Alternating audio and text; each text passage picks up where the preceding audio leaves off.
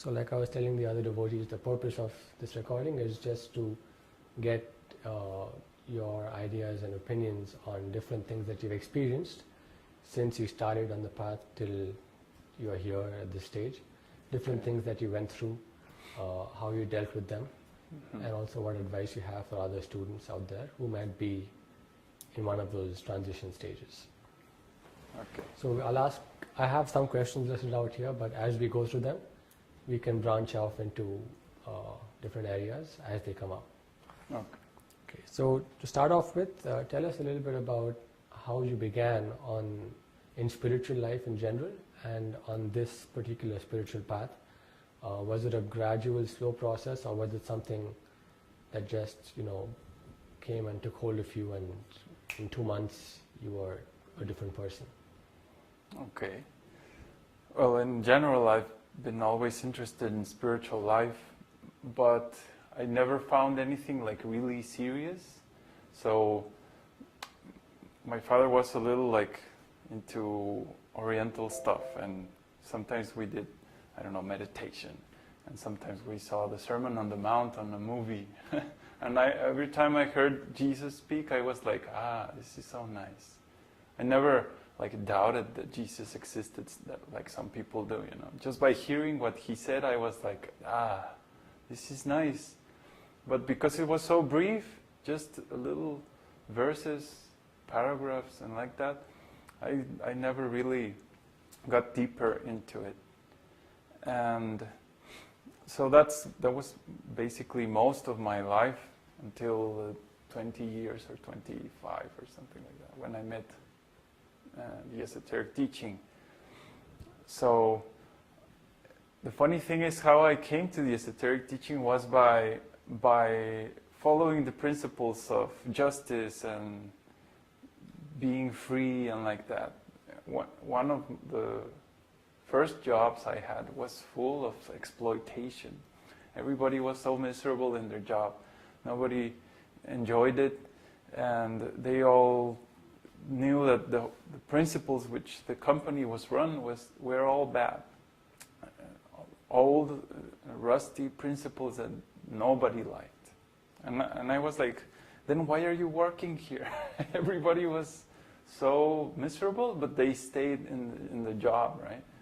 So I said, well, if I'm going to be here, I have to speak. I can't just suffer and say anything.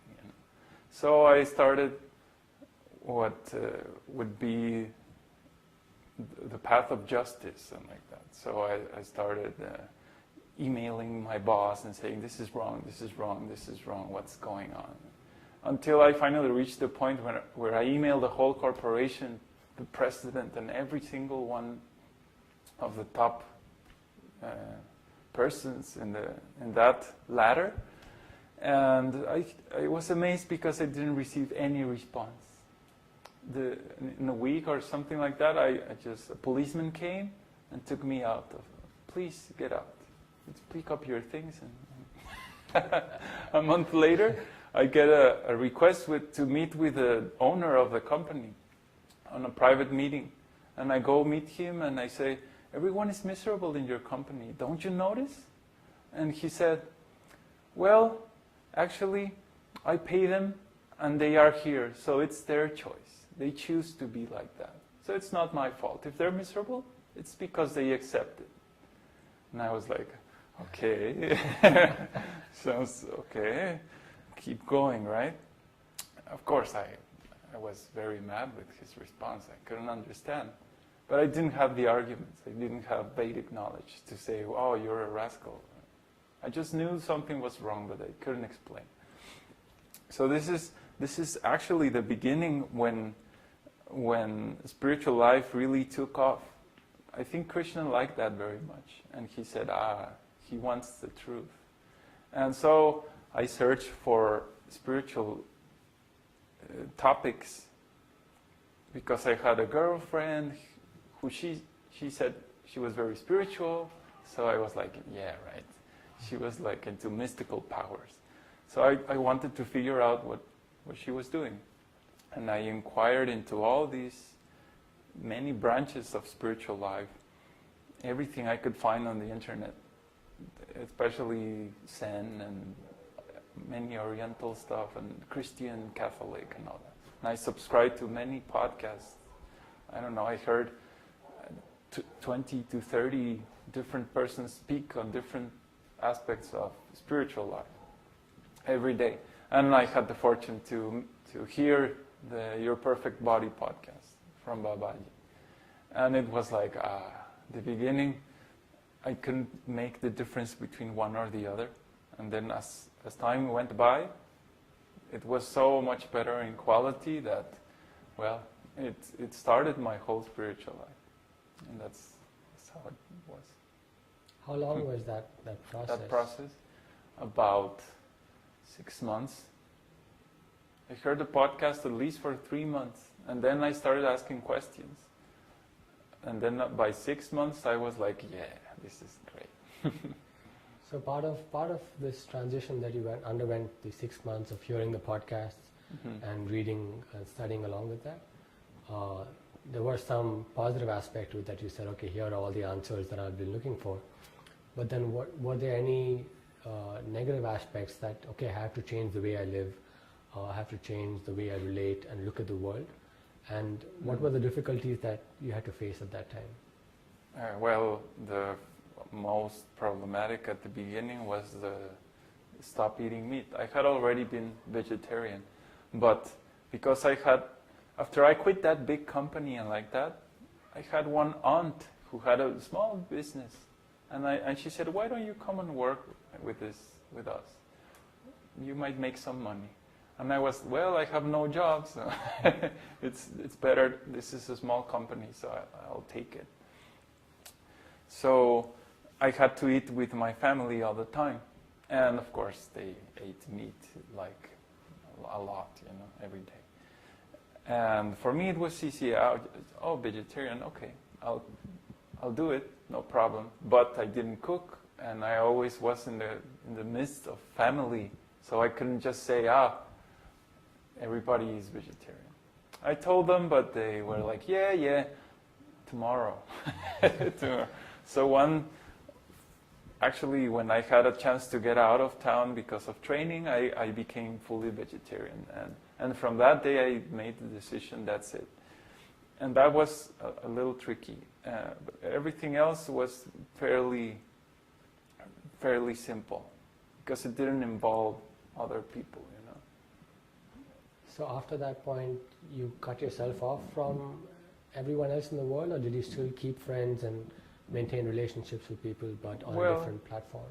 I tried to share what I had discovered with everyone. Like when you find the riches, you want to share with your friends, But no, everybody just rejected, and I was not in the mood of being patient and compassionate. It's like, look, this is very nice information. Read this, read that. They read a chapter and then they said, oh, no, I don't care. And I was like, forget it.